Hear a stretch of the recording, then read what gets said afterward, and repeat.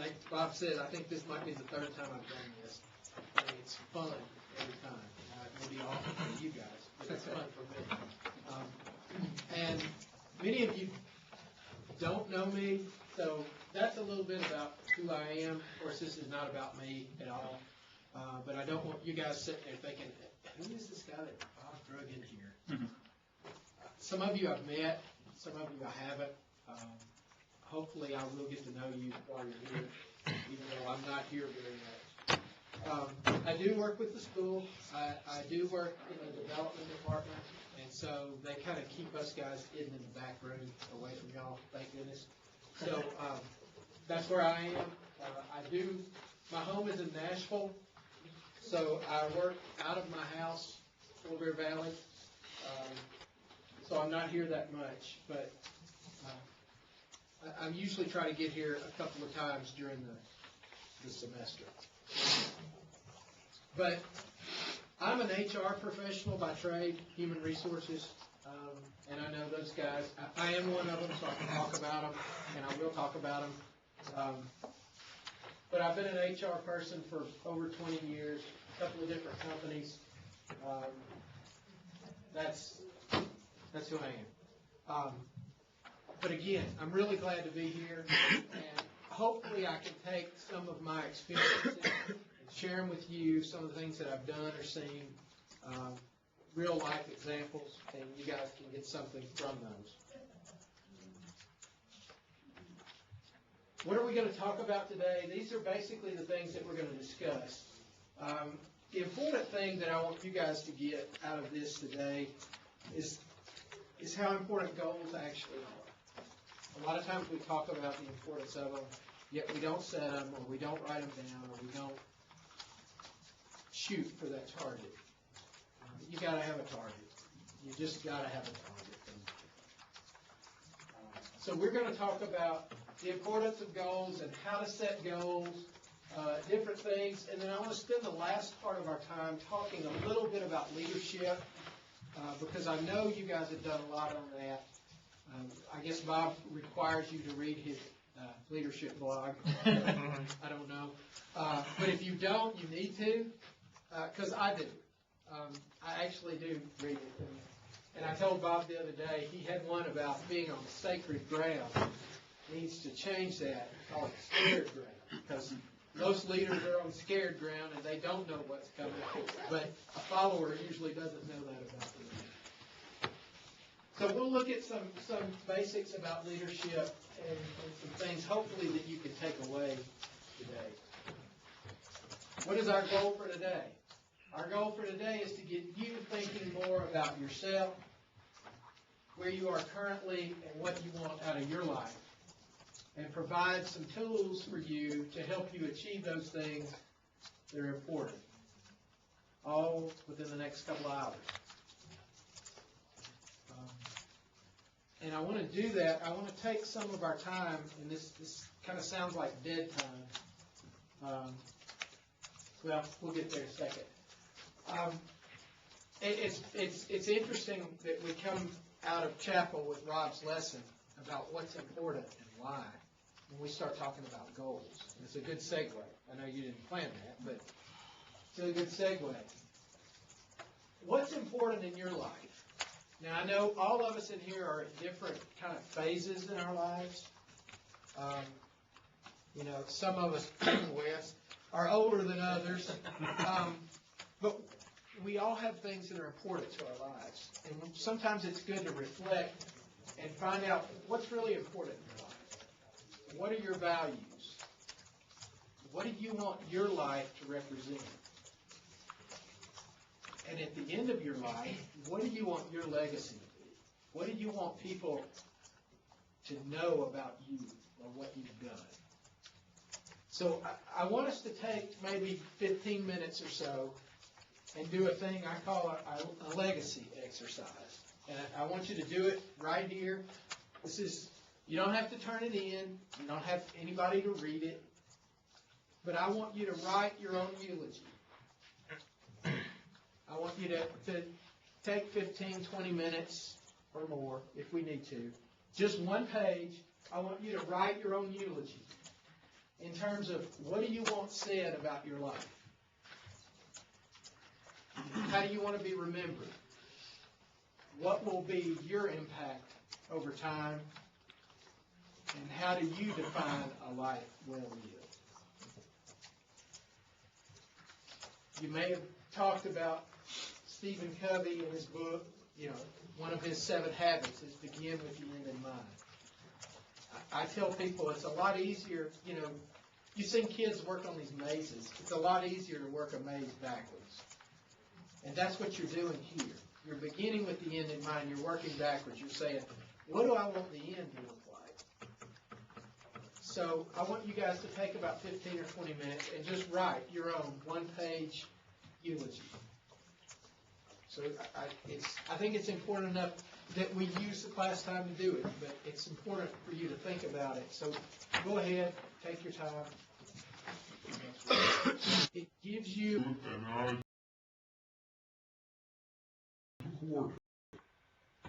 Now you'll notice in there, mine didn't say anything about my job. Mine didn't say anything about, paying the light bill. Those are things that we worry about each and every day that are real easy to take our eye off the ball or off the prize. But what do we want out of our lives? And there's no way we're going to get what we want without a plan. Without just rolling through life and things happening will not get us where we want to be. Some of you may say, hey, I'd like to own a chain of grocery stores. 10 or more grocery stores in 12 states. Great. That's not just going to happen. Some of you may say, I'd like to be the pulpit minister of a congregation of 200 or 300 members. Great. What's your plan? And you're obviously, if that's the type of goal that you have, or like Tony Johnson, I want to live in a mud hut and teach school in Africa. Then what's your plan? So you have to begin with the end in mind. And that's what part of that exercise is for, is to help you begin with the end in mind. Now, to get where you're going to be, I don't care what you want to do or where you want to be, you're not going to get there without a goal. And you guys set goals each and every day, whether you admit it or not. Rob mentioned in his lesson in chapel, Rob's goal when the alarm clock goes off is to get out of bed instead of hitting the snooze button. They can be small, they can be big. The dictionary.com defines the goal as the result or achievement toward which effort is directed, an aim, an end.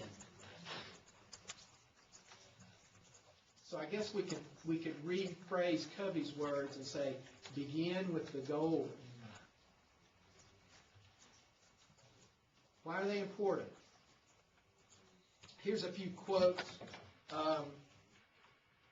that show the importance of goals. Unless you have definite, precise, clearly set goals, you are not going to realize the maximum potential that lies within you. The future you see is the future you get. You control your future, your destiny. What you think about comes about. By recording your dreams and goals on paper, you set in motion the process of becoming the person you most want to be.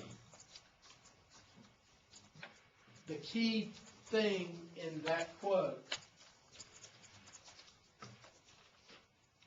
that prepositional phrase, on paper, we'll see the importance of recording your goals on paper very soon. The dictionary is the only place where success comes before work. And an old boss of mine used to always say, if you fail to plan, you plan to fail.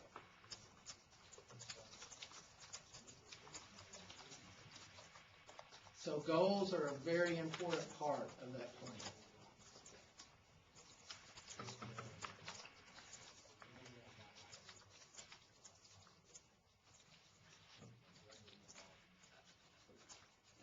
pecking, so I'll just leave that up there for a second.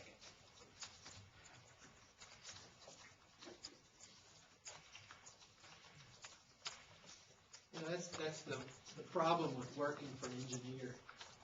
They're very structured. They've got to have a plan. They've got to have a blueprint. It's a weird combination when you see an HR touchy-feely person work for an engineer.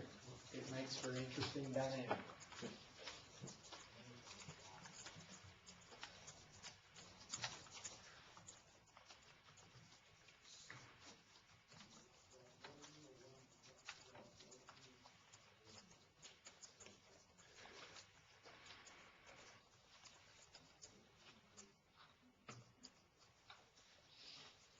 Okay, the real importance of goals, in my mind, helps you to separate the trivial many from the critical few. You guys are bombarded each and every day with things that you've got to do. And you have to prioritize your time and your schedule. Goals help you separate out those trivial many things from the critical few things. Goals help you highlight the high impact items. Those things that are drivers. They help you determine the things that are drivers from the things that are just spectators.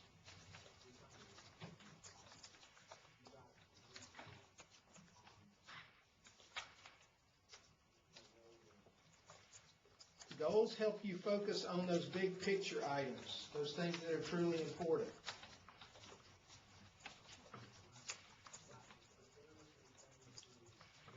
And then when you get close to your goal or you achieve your goal, you look back and you see how important those little things are that make up the big picture.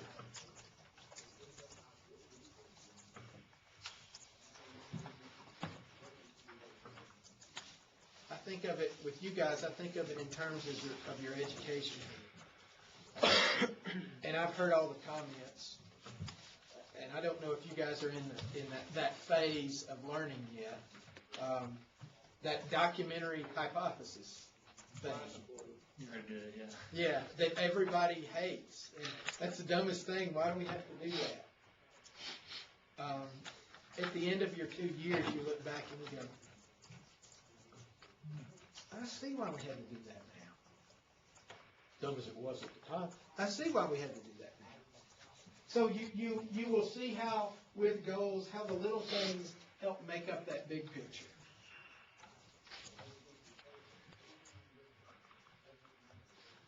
Goals provide you self-motivation.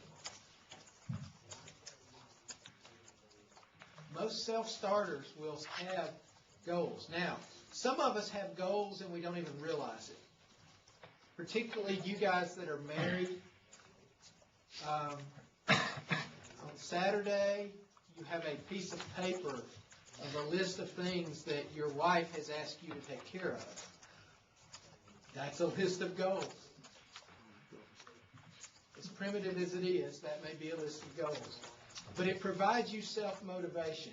You get to see targets. What is my target through a goal? And then what are some of my road signs, some of my feedback systems to tell me, am I on target or not?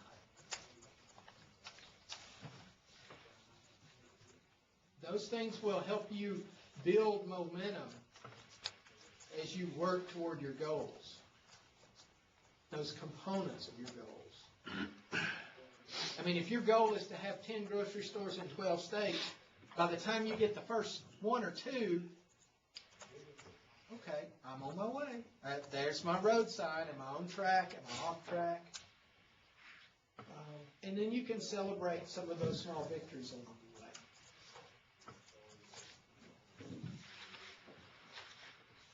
It builds confidence.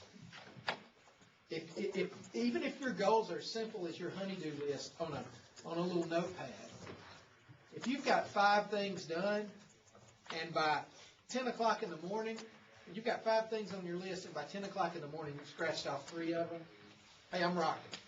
I'm rocking. I got this nailed. By lunch, I'm done, and I can watch football. I can do what I want to do. Goals focus you on your productivity and your accountability. It keeps you focused on the task at hand. And it makes you responsible for each one of those activities. And I don't know about y'all, but for me, I get this sense of anticipation of, hey, I almost got this thing knocked out. I know you guys have to feel that when you've got a big project, a big paper, and you feel like, man, I got 80% of this knocked out. All I got to do is, okay, I'm getting there. I'm making my way. Goals help you see all that as you go down the path.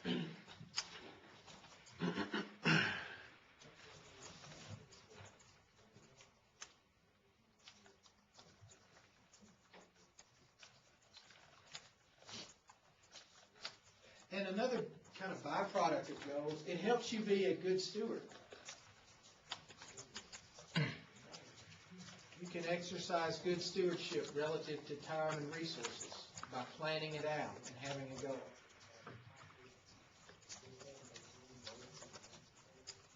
If you've got a list of 5 honeydews and you got it all planned out and you've been to Lowe's and you bought all the parts to get all the stuff fixed, you improve your efficiency so you can go ahead and get that done, and it leaves time for you to do what you want to do.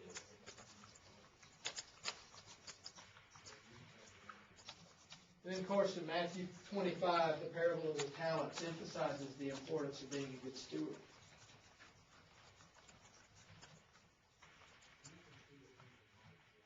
You know what's interesting?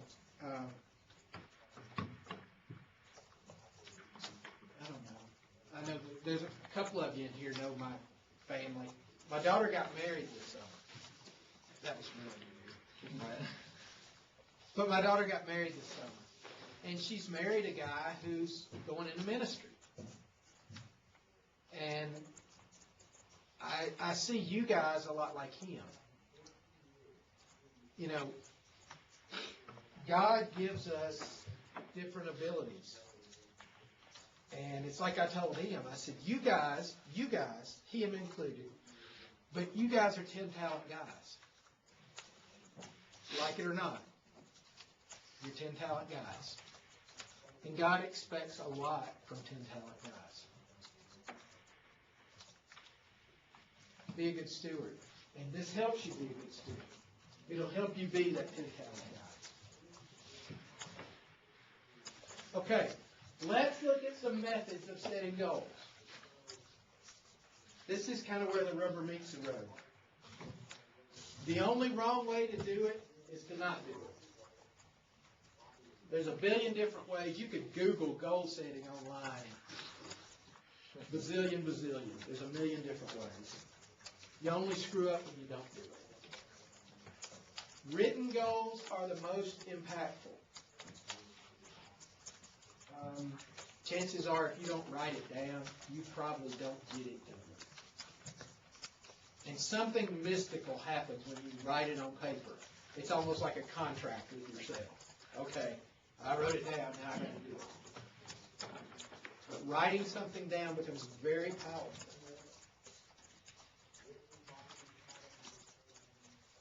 Again, you can Google it. There are a billion different models that you can use. But whatever model you use, effective goal setting has several common elements or components.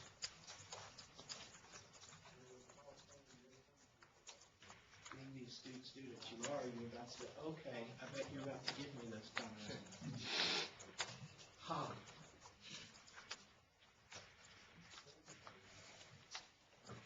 Be smart.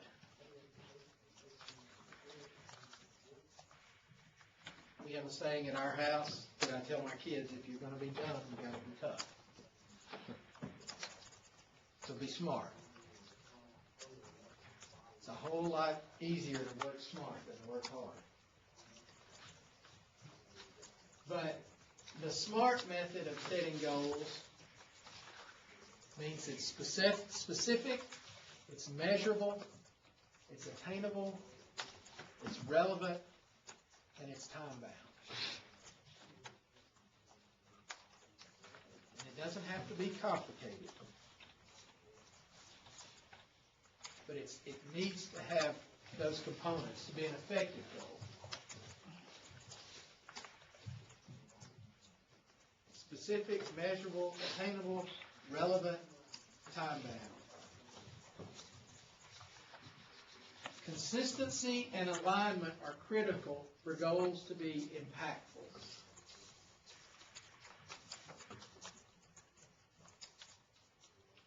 If your goals are not aligned, if you're an individual in an organization and your goals in that organization don't align with the goals of the organization, you're in trouble. You're barking up the wrong tree. You're going down the wrong path. So they've got to be aligned. And they've got to be consistent with everything that's going on around you. The goal of, in a business, the goal of the accounting department is to provide financial information to the executives and the decision makers. Now, you as an accountant in that accounting department should have goals, at least from a business standpoint, that are consistent and aligned with the goals of that department. Otherwise, guess what? You won't work there very long, and you will be working for another accounting department. So, our goals must also be consistent and aligned. And this is a little, you can't read it because it's white. And if any of y'all have taken Mike's class, technology, PowerPoint, I didn't. It's obvious, okay? Fail, epic fail. But Mike also knows that, and he gives me a hard time. But what I mean by this is, okay, up here at the top, you've got your values. Okay, I'm a Christian. Okay, underneath that, what are some of my concerns? I have physical concerns, I have spiritual concerns, I have emotional concerns. And I need to have those in some semblance of balance in my life. So let's look at physical. For instance, under physical, I might have areas of health, career, and family. And then I could dissect each one of those. Under health, I've got exercise and medical care. So my actions here affect these areas, which affect these concerns, which reflect my values.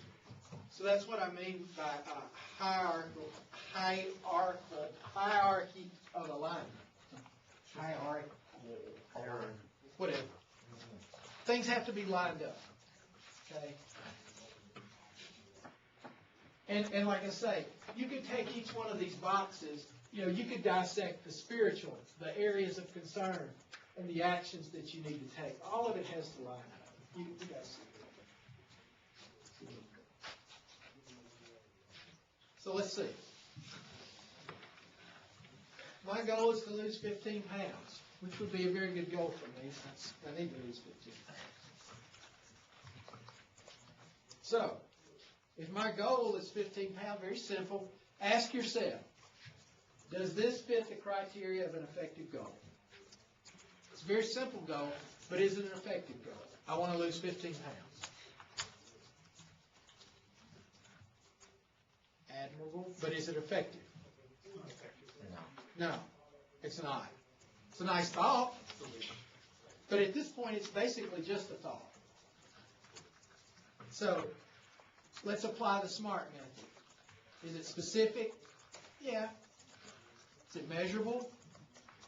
If I have scales, yeah. Is it attainable? Yeah, I could drop 15. Not a big deal. Is it relevant?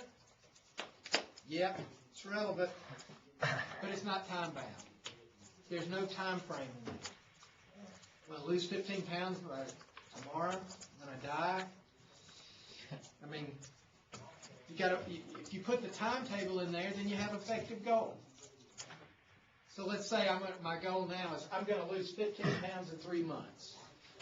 So now I've added a time-bound element. I've got a effective goal. It's very simple. That's just about as simple a goal as you could map out. It may not be easy to do, especially when you love to eat. What's PR? Relevant.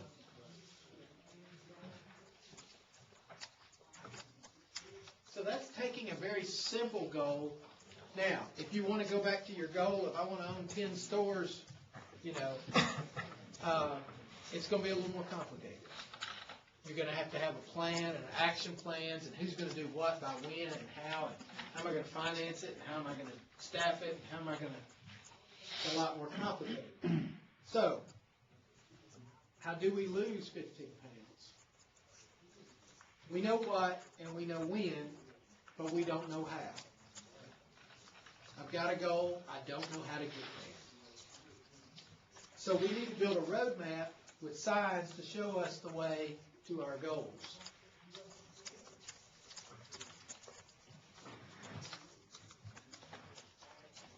So we need the following in our goals to help us get where we want to be.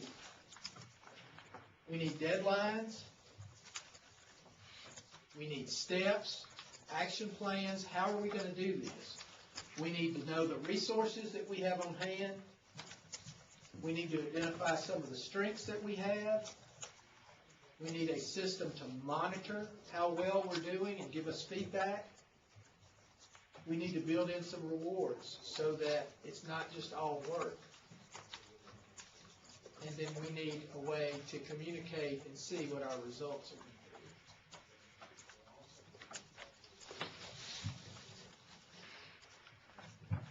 If you guys have a goal that I would like to, I'd like to be an instructor in one of the extension schools in Togo. You might know what you want to do, and you might know by when, but you may not know necessarily how. So you're going to have to define some of these things in order to help you map out that plan to get you where you want to be. So, let's practice.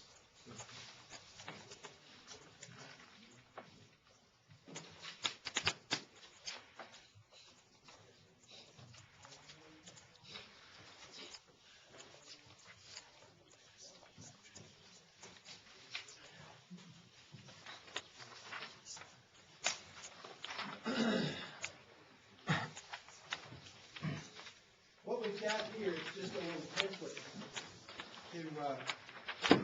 looks like that.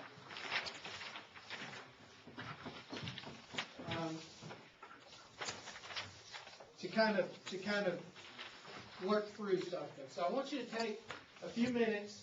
I want you to think about a goal that you have, and I want you to use this template to map out some of the things that, you know, it's kind of, you're doing an inventory to see what have I got and what do I need, where am I going. Use this template to help you put together a plan to reach your goal. So up here at the top, you've got your goal, you put down the date that you're doing this. Because if this is a huge project, years from now, you want to look back and say, when did I start this? And then your goal for your deadline to complete this. That gives you a little bit of time-bound element. Then I want you to think about the steps that you're going to need to take and by when to make this thing happen. Identify the resources that you have, some of the strengths that you can use. How will you monitor your progress and how will you know the results? And finally, how will you reward yourself? So for instance, if you want to teach in the extension school in Togo by 2015, you're going to have to list the actions that you're going to need. What are some resources that you have? Well, you've got a staff full of men here that you can draw on. And you've got alumni and graduates that have been there and done that. What strengths can I use? What are your own strengths? What are the strengths of the school here that might be able that you might be able to use to help you? How will you monitor your progress? You need to think, well, let's see. I'm going to graduate here in a year and a half, and then if I want to work on my master's, then I'll do this. And how will you know your results, and what kind of reward might you have? So take a few minutes, 5-10 minutes, and think about something that's important to you. And it doesn't have to be that. It could be, I want to get my house painted by the end of the spring. Whatever it is. Just take a few minutes and do that. Think a little bit. Did anybody have any problems with this? I mean, I got a problem. Can I help you with it?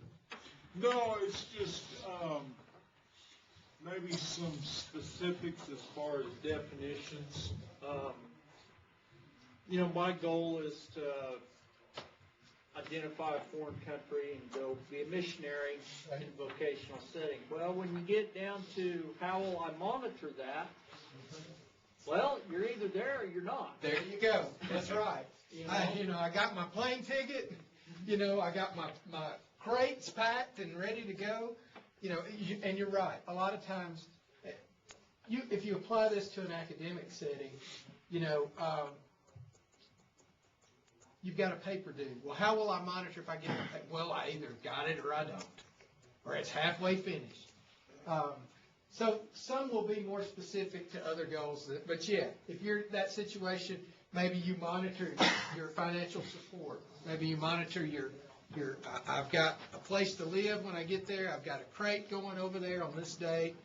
I've made arrangements with the guys that are already there, that kind of thing. Yes, sir. I have a problem with the last one. How will I reward myself? Okay. Because mine was based around a website that me and Daniel are going to launch. Okay. Like, if we did all the stuff, then I don't know if the reward would be, well, then it's done, because that'd be have a big party for ourselves. Yeah. That's a good thing. I don't know if you guys remember it. A few years ago, they had a commercial on TV. It's about these guys that were doing an online store or something. It sounds like that. They're all huddled. There's 3 or 4 of them huddled around the computer, and they go, click, and they go, all right, it's up, it's on. And all of a sudden, they get click, they get an order, and they go, hey, we got our first order. Click, click, hey, look, we got click, click, click, click, click, click, click, click. And they're like, oh no. That's what that reminds me of. But I'll tell you what my reward is. And I guess they have it out here. I don't know. You guys tell me. Chuck E. Cheese. No, but close. They do. Bluebell chocolate chip cookie dough. Man, there's.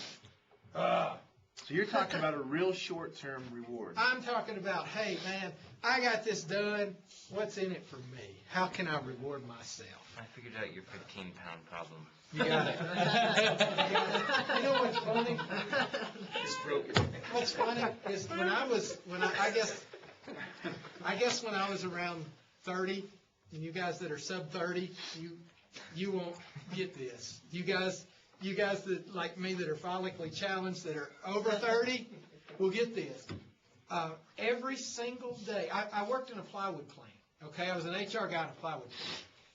24 hours a day, 7 days a week, 3 shifts, 4 shifts in some departments. Busy. But at lunch, every day after lunch, I would eat a pint of Bluebell chocolate chip cookie dough. That was my getaway. Actual cookie dough, or is it ice cream? Ice cream. Okay. Ice cream. Okay. And when I was below 35, I could get away with that. But no more. But it's still my reward. It's still my treat. Okay, y'all get the idea. You get the importance, especially the importance of putting it down on a piece of paper. Because a lot of us are visual learners, and if we put it down on paper, we get it. Putting it on paper takes it from an abstract thought to a concrete plane. So that way you get it. The rest of our time together, we can continue to talk about goals, but I want to put some of this in the leadership. Before I do, Bob is going to bring something out that I think may relate to you guys today. I'm going to make copies of this blank sheet, and I'm going to stick one in your guys' box. And in lieu of your final in this class next week, what we will do is a SWOT analysis. But in order to be prepared for that, what I want you to do is in your groups, put together this for a church. You come together, you decide okay, what goal do we want to reach with the church? You decide what size the church is, what goal you want to reach within that church, and what action is going to need to be taken in order to reach that goal, and fill out a sheet just like this. You come to the final prepared with a sheet just like this for your group. There's 4 groups in here, so you guys get together for a few minutes. I don't intend it to be a lengthy 2-hour process, but be thinking about it, come together as a group, put together some ideas that will fill this out, and then we're going to do a SWOT analysis in place of the final of your goal. So, You know where we have these? I'm going to put them in your box today. What is the SWOT analysis? The SWOT analysis is the strengths, weaknesses, opportunities, and threats that Doug McNary made reference to, and so we will make application of that in lieu of a final exam by you guys putting together a sheet like this. So every group needs to have one sheet that you've agreed on, that this is the goal, these are the action steps we're going to take to make it. You got a few of them there? Okay. And I'll make sure you guys have one of these in your box today, and then you guys get one filled out, and make sure you get turned in on the day of the final. Will each of us individually do a SWOT analysis for that church, or will it be a group activity? Well, it's going to be a group activity. We'll do in class. Okay. Okay? Okay, so, I'm sorry, I just want to make sure I understand. We're supposed to do this for a goal that we're, like, envisioning ourselves working with in the future type of thing? Yeah, and you guys kind of come together and talk about it as to, okay, here's what we want to do as a group. Just a generic, one of you say, okay, look, I'm going to be working with the congregation at 25. Can we put together some action steps to make that our goal? And think about, we'd like for this church to be 2,500 people. Okay? Follow the SMART goals, the specific, measurable, attainable, relevant, and time-bound. So you need to make sure that your goal fits all 5 of those elements, and then have all of this filled out as far as how you would accomplish that. And then when we come together, we're going to talk about how you would do a SWOT analysis in order to reach that goal concerning the action plans that you have in place.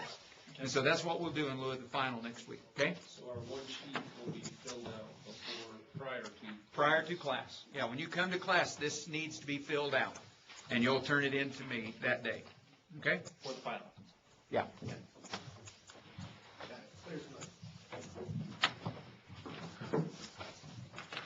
Okay, I know this class is you've been focusing on leadership. You guys have, I think it's been really cool that Bob has been able to share with you some of the things that he has. I think it's really cool that Bob has allowed different people to come in and y'all get a glimpse from their perspective. Leadership is, like it or not, something that we're all involved in.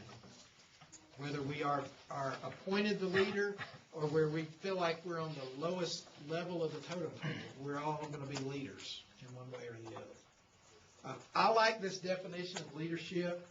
It's by a guy named Joel Barker, and I don't know where he goes to school to get this job title, but Joel Barker is a futurist. I don't know how you get that. I've never applied for that job. But this guy sits around, and he's a I think he's like a psychological, sociological, one of those kind of guys, philosophy kind of guys. But the guy sits around, he observes human behavior, he looks at history, and he says, where's this thing going? For instance, he's the guy that came out with the bicycle seat that looks like just 2 little pads, instead of the banana shape. Because he looked at the history of bicycle and said, it comes from a saddle on a horse, and it's been modified over time and shrunk down, but they still call it a saddle. And he says it doesn't need to be a saddle. Why does it? And so he's the one that devised the little cheek pad with the thing, So he's a futurist. But he's got a very good definition of leadership, because you wouldn't go there by yourself, but you might follow somebody. Our preacher at home, David Shannon, some of you may have heard him somewhere or not. David does a lot of work with leadership, and he pointed out, he said, there's nowhere in the Bible that somebody was saved by themselves. That somebody took them to a place. So we're all, in a sense, going to be leaders, no matter what our position is in life.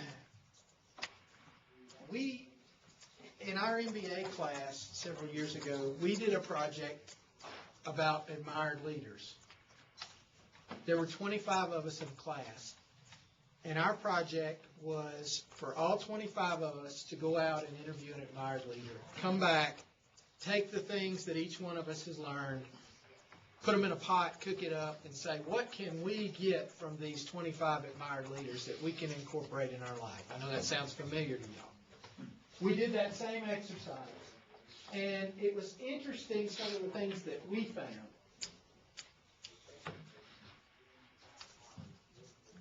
The folks we interviewed, they varied. We had senators and congressmen.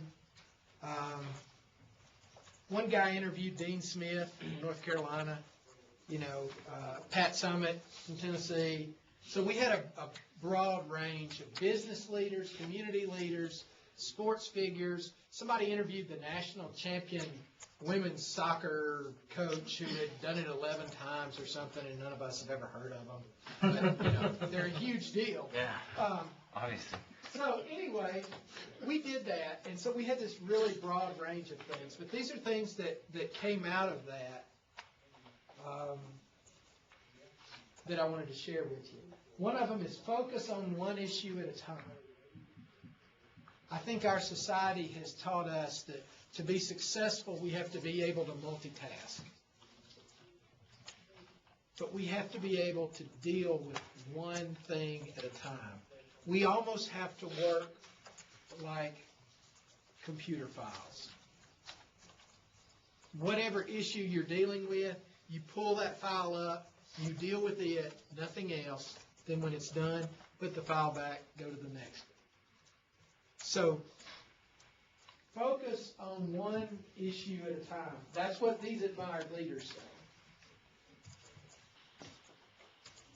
say. Admired leaders push their priority a little every day. Every single day. Would be more Okay. extrapolate on that. Sure.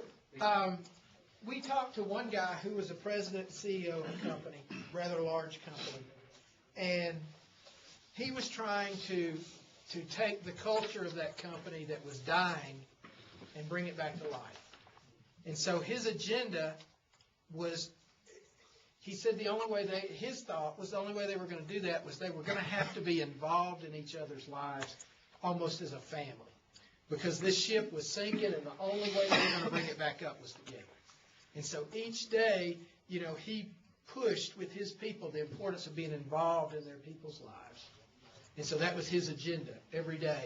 And he would meet with his staff and be involved in their lives. And he expected them, in turn, to meet with their staff. So he pushed his agenda each and every day, just a little bit. Now, you guys are in a different setting.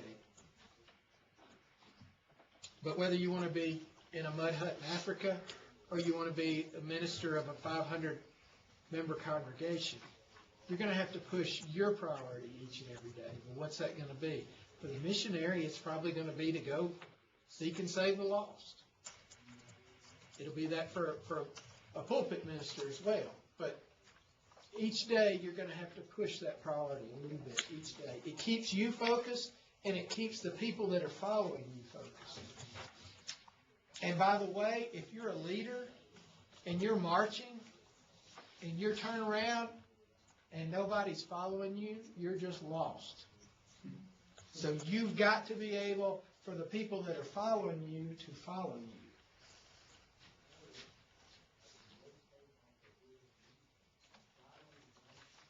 I didn't make that up. They actually said that. You have to have written goals.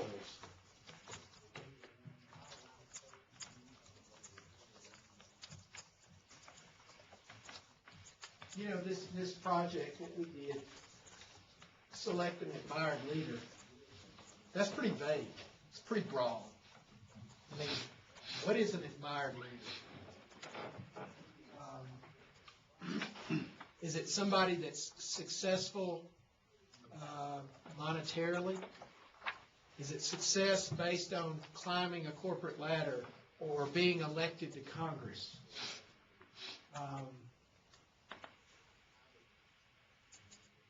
I argued, I raised my hand, dumb on me. I raised my hand and I said, can you kind of identify what is an admired leader? And this guy with all the PhDs, well, it's pretty obvious, isn't it? And I said, well, and this was before he was killed. I said, well, Osama bin Laden is an admired leader to some. So define that. What's hard to define? But I think each one of us can kind of define it. What do we admire? So, in terms of that, How did your teacher define it? he defined it as someone that was successful in what he did, someone that the type of people, the type of leader somebody would just run through a wall for. Okay. A lot of us might, play football or something, and we think, oh man, I had a coach that, you look at Nick Saban. I'm a Tennessee fan, so I'm not a Saban guy. But you cannot argue with his track record of success and the way he leads a team. Most of his is done, though, on accountability. He says if each one of us will do our job every day, we'll be fine. And that's his. You push the priority, that's his priority.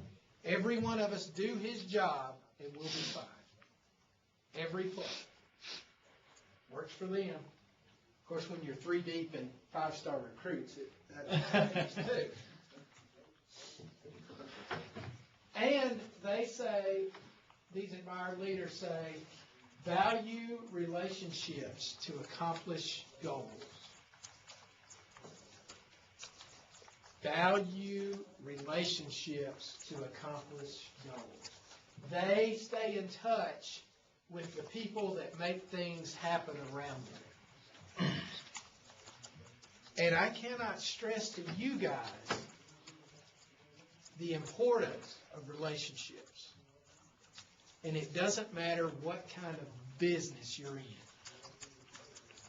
If you're in the church business, if you're in the grocery business, if you're in the manufacturing business, it doesn't matter. Relationships are key.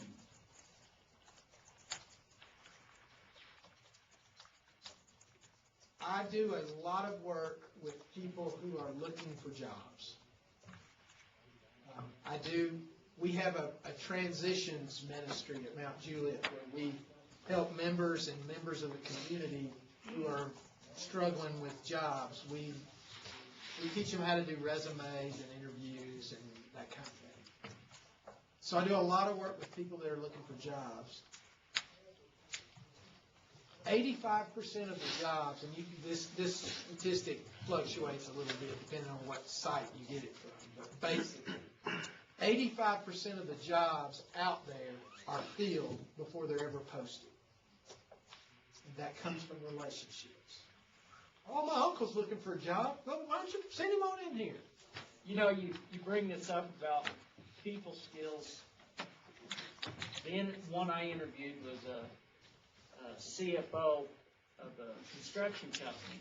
But in this construction company, he's my age, 35, 36 years old, young guy, but he told me he's got over 50 departments that he's responsible for. And one of his roles is deciding whether they're going to buy another company. And something that he said to me that just really astounded me was, he said, I can go buy equipment. I can go buy infrastructure. I cannot buy people and their skills working with their teammates. It's so dead on. I can give you an example out of my own life. I used to work for this company. It was a wood products company.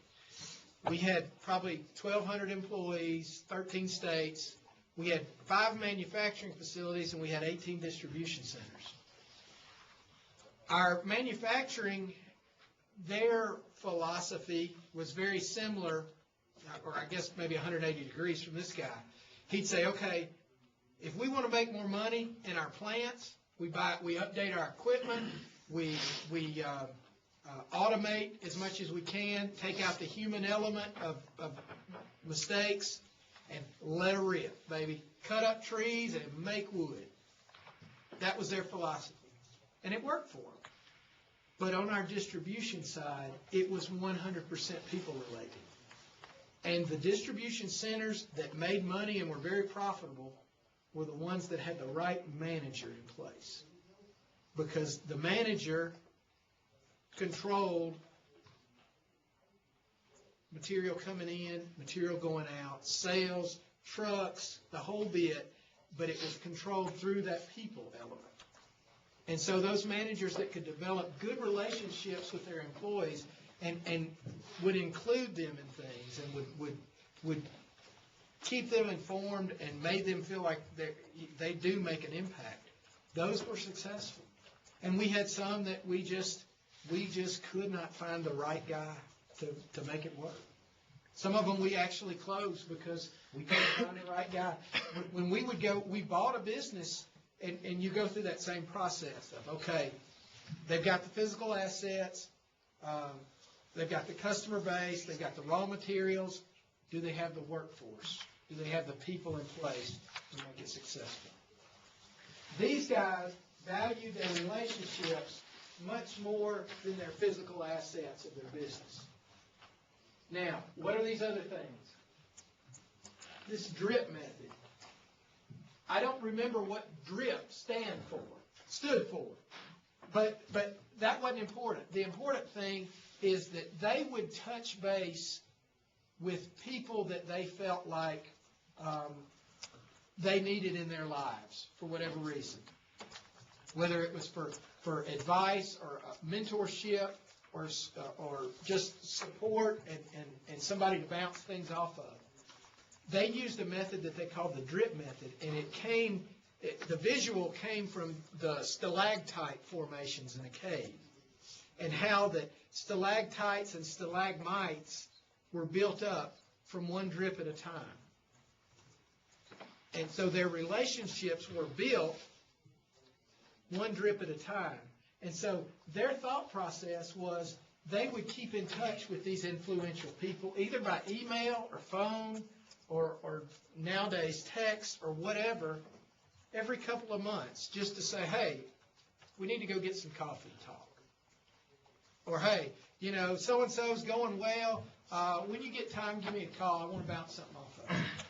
So that's what that means by drip method. They stayed in touch, and they dropped one of these messages every few months, and they built that relationship over time, like stalactites and stalagmites. Spontaneous interactions that they used. They would go visit, CEO would go visit one of the manufacturing plants and walk around and just visit with the guys on the floor. I worked for a guy who was a master of that, and the people absolutely loved him. When he retired, they thought the end of the world was coming. Because when this guy would go visit one of the plants, he'd walk through and look at things, and he'd stop. Well, hey, Joe, how you doing? Hey, I heard your wife had surgery. How's she feeling? Made him feel like he wasn't a number. It made him feel like he was a part of something. This one relates back up to the top. When you're dealing with an issue, you need to be there in the moment and not distracted by something else. They say that is critical, is to be there in the moment.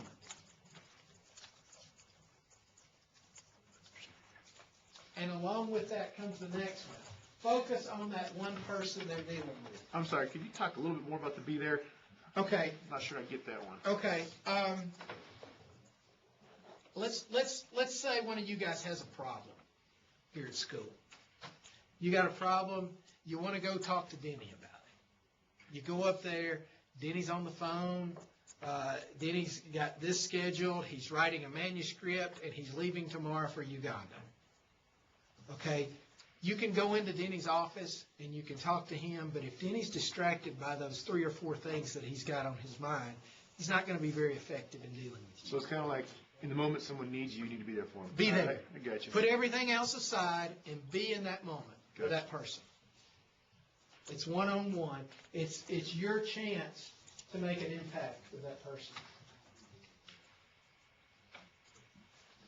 Extreme focus. All these guys seem to have that extreme ability to focus. And gals. You think about gals, you think about Pat Summitt. I don't know out here if any of y'all know much about Pat Summitt. My wife used to work for Pat Summitt. And you know, you've heard about that stare and stuff, and they even had her picture on Sports Illustrated one time, and she was doing that stare. Man, that is some intense focus. Yes, sir. Who's Pat Summitt? Okay.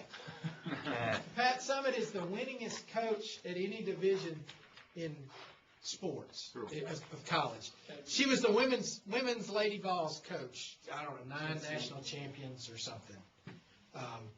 She's actually from my hometown, which is really weird. Her mother runs a dry cleaners there and still works. She's like 80-something years old and still works. But her focus is unbelievable. You two, maybe you three will get a kick out of this. When my wife worked there when we first got married, before kids. And then several years later, we went back with our kids to a Lady Vols game. And you know, we went down to the locker room, and Pat was taking us around. And my daughter, Hannah, who was about this tall at the time, which she's only about this tall now, but was about this tall at the time, had her program, and she wanted Pat to autograph her program. Her, I don't know, it was whatever year it was, season book or whatever, and it's got all the ads in it, the rosters and all this stuff, you know, players, profiles. So Hannah hands her book to her, and Pat's getting ready to sign it, and Hannah goes, "No, wait, I want it right here." She wanted it on this particular page.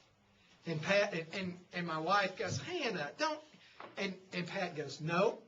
She said, "That's somebody who knows what they want. Let them do it." And I thought, man, that's pretty cool. But she had that right there because she just got finished with a basketball game. The team's in the locker room. She's got things she's got to do, but she was right there.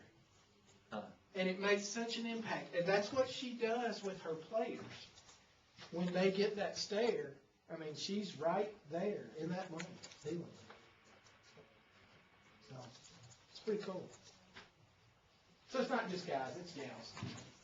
I'm an HR guy. She's kind of manly, though. She is kind of manly. Yeah. She could beat you up. Yes. Okay, one of the guys that we interviewed, and then he came and talked to our class, which was really cool, was this guy named Clay Jones. He's the CEO of Rockwell Collins, which Rockwell Collins makes like radio and communications for military aircraft. They're a big outfit, headquartered in South Dakota, I believe. Sioux Falls, South Dakota. Anyway, these are some things that he shared with us, and I thought, well, it'd be really cool to share these with y'all.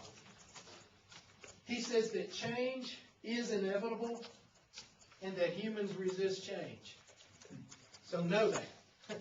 You know that going in. Change is going to happen, and people are going to resist it. And so that's how he dealt with everything each and every day, was change. And he said there were 5 elements that they put in place of leadership at Rockwell College. 1, you must have vision and strategy for the future. One of their elements of leadership is vision. You must have vision and strategy for the future. Number 2, unleash the energy inside your people. You know, it's no different than, you know, we're going to sit here and we're going to build a boat. Well, all of us in this room could contribute to building that boat a lot better than I could just build a boat. So it's that same principle of unleash, it's his words, unleash the energy inside your people. Number 3, communicate masterfully. You will see the thread of communication run all through leadership. No matter what you're doing, communicate, communicate, communicate. And if you guys want to have a successful marriage, communicate, communicate, communicate. Which my wife is much better than I am. She's taught me much. And I guess all of us in here that are married could tell you. Number 4, build powerful networks. There's that relationship piece. Build powerful networks. And number 5, execute flawlessly. There's saving. Do your job every day.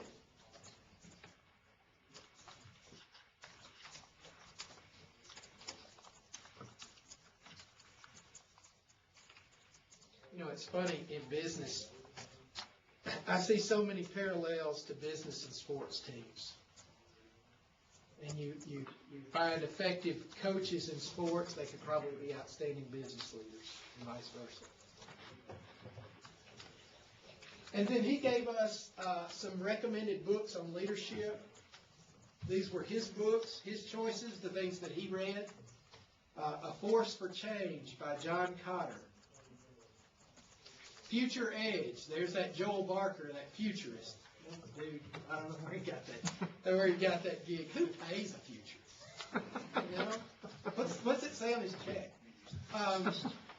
Lean Thinking by Womack and Jones.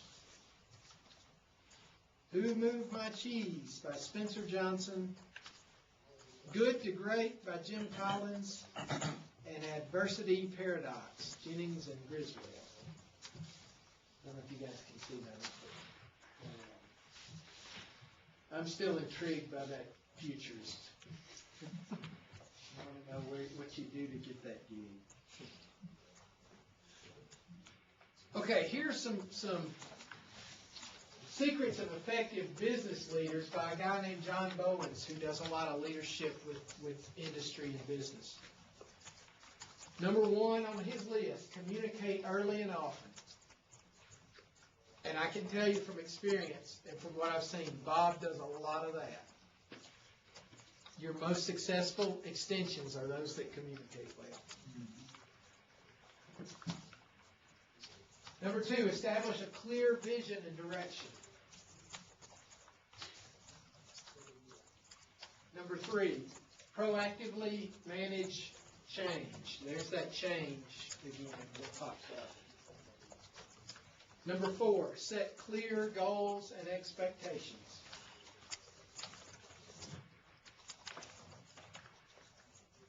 Number 5, manage your team's energy. You know how to do that? That's tough. But it's alignment and expectations. For instance, suppose you're going to, suppose Bob gave you guys an assignment, and he says, I want each one of you guys to go out and raise money for the school, whatever. You guys are pumped, you guys are enthusiastic, but you guys have got to have that energy managed and focused. Otherwise, you're stumbling over each other. Hey, I've got an idea, and 3 of you end up going to the same place. Well, Wes was here yesterday asking for the same thing, and Nathan was here the day before. So you're not very effective. So you manage that energy and focus it in a direction that you want it to go. You think about, are we pulling on the rope in the same direction? Put a block out here, tie ropes to it. Each one of you grab a rope, you start pulling on it all different directions, and the block just sits there. So you've got to manage your team's energy. Number 6, celebrate unsung heroes. At Bear Valley, I think we do that because the biggest unsung hero around here is Wayne Nelson. I want to be Wayne Nelson when I grow up. I've already started the hair, but I want to be that when I grow up. Number 7, manage the present, plan for the future.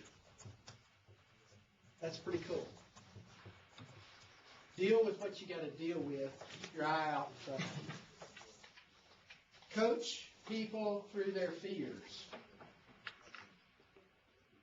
Hadn't really thought much about that one, but that's true. Assess the readiness levels of team members. What does that mean? That means you got a guy who you would like to promote. Is he ready? Prime example, happened in our business a million times. In our plants, we would have maintenance people. We called them millwrights. Millwrights worked on the equipment. We had a guy who was outstanding.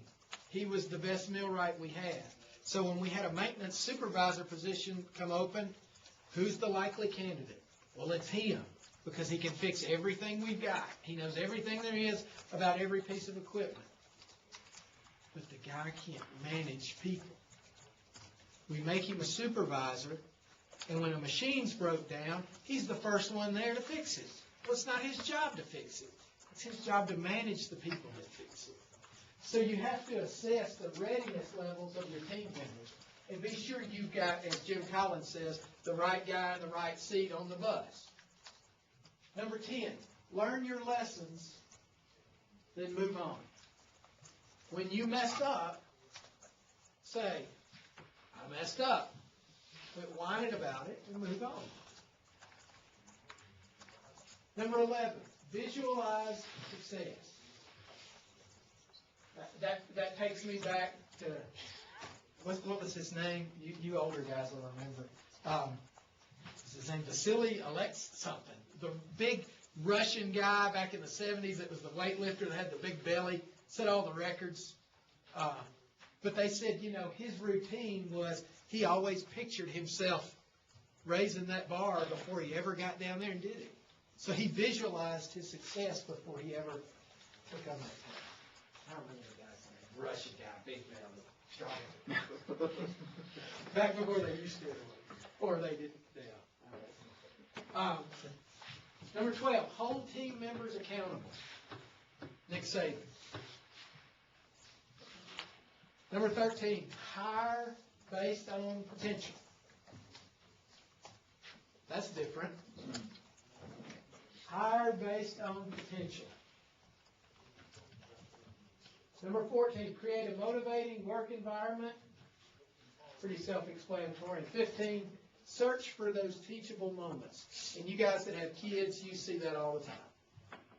You find those, this is a really good chance for me to sit down and tell Johnny just how it is. So those are this guy's 15 secrets for effective business leaders. Again, they may not all apply to you and your ministry, but I think the majority of them are universal. I can personally speak to this one because I've done a lot of hiring. And I would say that's true. You need to base your hires not necessarily what somebody has done, but what they can do.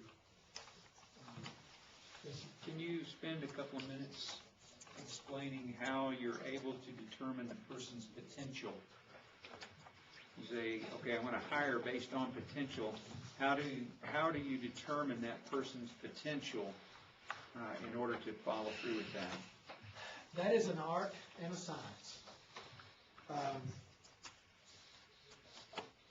There are a lot of tests that you can give that are evaluations that can point that way. I do rely on some of those, particularly when we're hiring for an upper level position. A lot you have to look at, not necessarily what they've done on a piece of paper, but what's their environment. And it's not, I tell hiring managers this all the time. Number one, you can't look at them and tell. and, oh, well, I've been doing this 25 years. I know when I see him if he can do it. No, you don't. I'm telling you, you don't, because I have literally hired probably between 1,500 and 2,000 people in my life. You cannot tell. Now, there are some things you can look for. If you're going to hire a millwright mechanic, if he's got hands like me, don't hire him. He ain't going to work.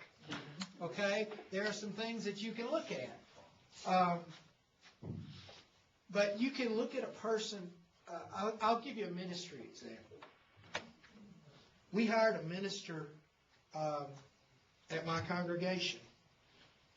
And looking at hiring him on potential, he was a great hire. Young guy, educated,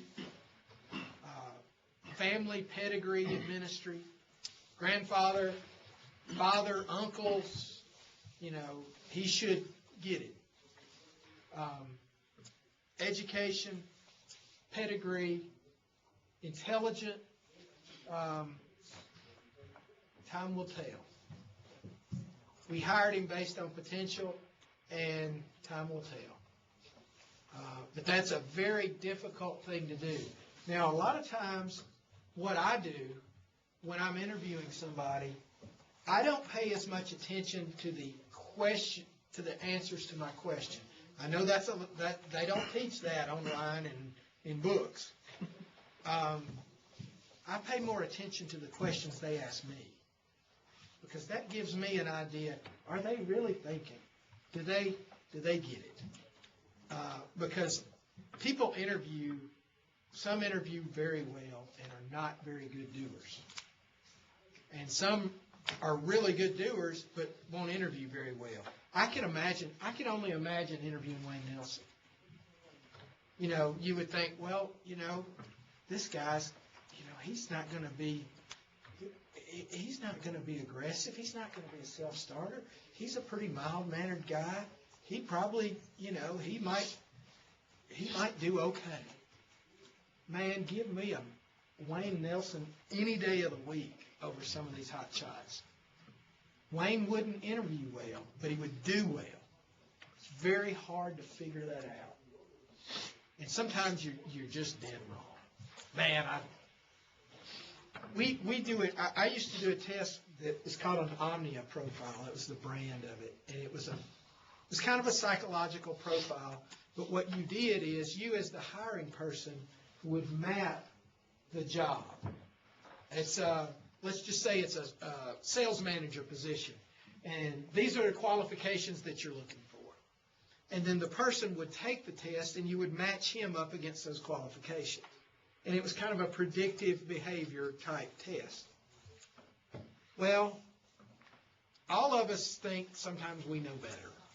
And so we interview the guy, man, he was impressive. He was impressive. And you pull out his Omnia, and it says, this guy lacks confidence in this area. Be careful when allowing him to make a decision with inventory or whatever it might be. You say, yeah, I know it says that. I know it says be careful, but man, he was so sharp, and he interviewed well, and he asked good questions. I don't care what the Omnia says. Let's hire him. Okay, you agree? Yeah, I agree. Let's hire him. 3 months down the road, you know. You don't know the day you hire him, but 3 months down the road, you know. And you pull out that Omnia 6 months from now when he's working for you, and it, bam, bam, bam, boy, it nailed that guy. Some of those things are really good. Some of them are not so good. I like the Omnia because it's very simple and it's pretty doggone accurate. But that's an art and it's a science. And I'll share this with you. I was with the president of the company, the vice president, and we'd spent a day at a consultant's to see if we wanted to hire them to help us in our business. We'd been there probably 10 hours that day. We were done. We were going to go get something to eat and go crash. And I told the other two guys, I said, guys, we can't. What do you mean we can't? I said, we've got a guy that we've got an interview for a branch manager job. He's driven 5 hours to meet us here. And we've got to go interview him before we can call it a day. All right, let's go interview the guy. So we go interview the guy, we sit down, we start into the old standard questions, well, tell me about some of the successes you've had. Tell me, if I ask your supervisor to describe you, what would he say? The general blah, blah question. Finally, the president's sitting there. He's got his glasses down on his nose, and he takes his glasses off. He goes, look, you know what we do. We've told you what we do. You know what the job is. Can you do the job? He says, yes, sir, I can do the job. He says, all right, do you have a job now? He says, yes, sir. He says, be sure of your answer before you quit your job. Because he says, I don't know if you can do your job, but 3 months from now, I will know. Let's go eat. And we went to eat. We hired the guy, and the guy turned out to be one of the best managers we ever had. But it was, you cut through all the mumbo-jumbo and just cut to the chase. Hey, don't quit your job and come here if you can't do it. Because 3 months from now, if you can't do it, you won't have a job. So that's just laying it out there in front of them. And that's cutting through the art and the science and getting down to it. So there's all kinds of ways to hire people. And bless our hearts, in the church, we use all those kinds of ways and hire the wrong people. So that's a tough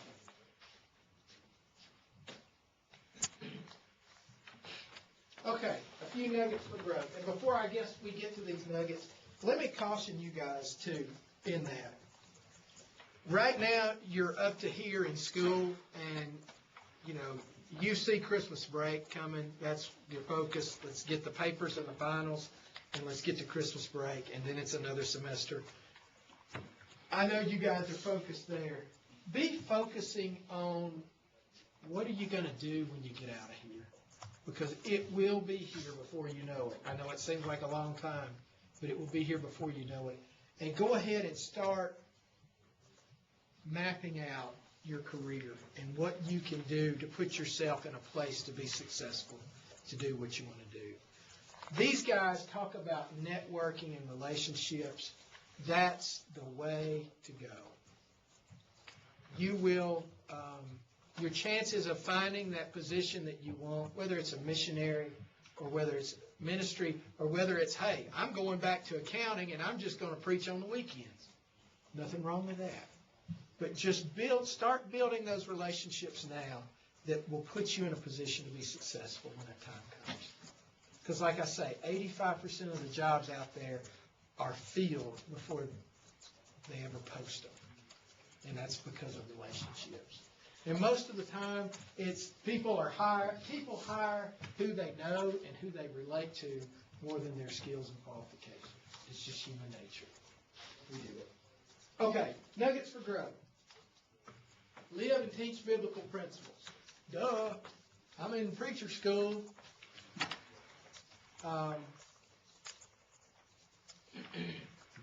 It's what I tell the kids. We have Tuesday nights at my house. We have high school Bible studies. We Skype Bobby, and he was our guest teacher one night. Good group of kids. But I tell our kids, if you go to Lowe's or Home Depot and you buy a riding mower, and we're all guys, we're going to buy that mower, take it home, hop on that rascal, crank it up, and off we go. There is no manual as far as we're concerned. We're guys. We know how to operate equipment. If we have the bright idea, though, that, you know what, man, gas is $3.25 a gallon. If I just put a little water in this gas, maybe it won't cost me so much. And all of a sudden, God gave us the manual. And sometimes we just don't read it. Life is hard. Life is very hard. But when you don't follow the manual, life is really hard. God doesn't give us any guarantees, even if we're on the right path, as far as life being easy. So live and teach biblical principles. Follow the manual. We do have a manual. Follow the manual. Realize that we're all accountable regardless of position in life, and live like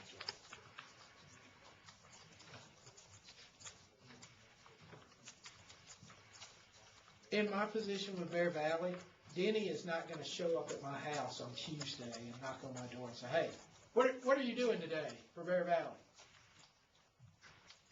Although I'm accountable to Denny, I'm accountable to a lot higher power than Denny.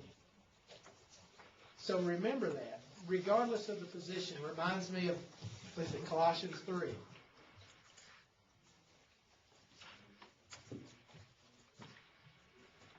Serve with humility and credibility. Be Wayne Nelson when you grow up.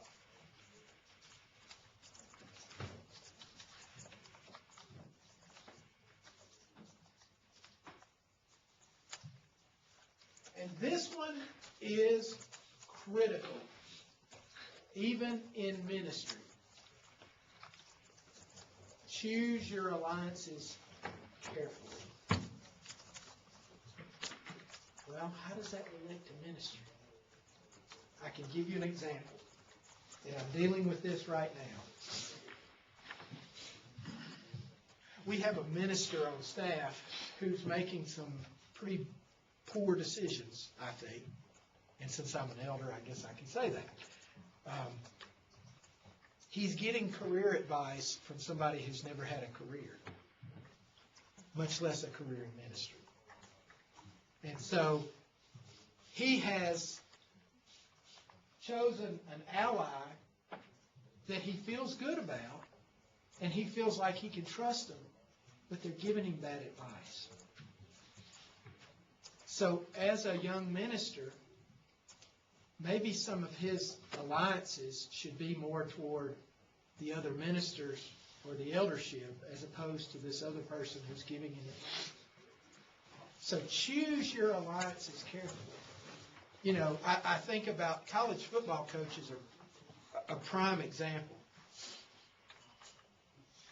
If you hitch your wagon to one of these up-and-coming coaches, you either stay there and you make $1 million as an assistant and life is good, or you get the next head coaching vacancy and make 4.2 a year and life is filled with a lot of headache, but you know, a lot of compensation to go along with it. So choose your alliances very carefully.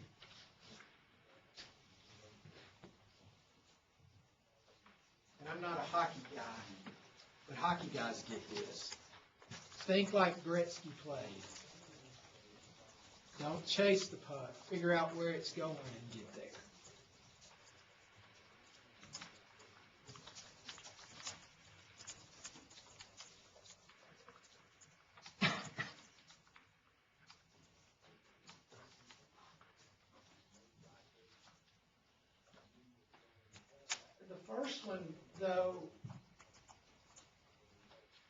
The first one takes care of all the others.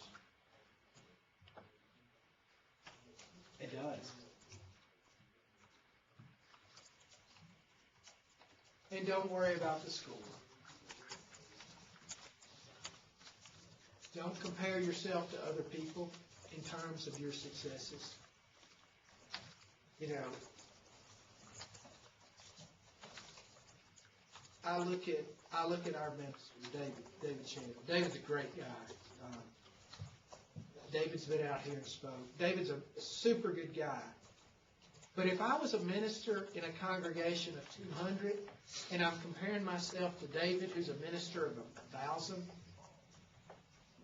man, how do they do it?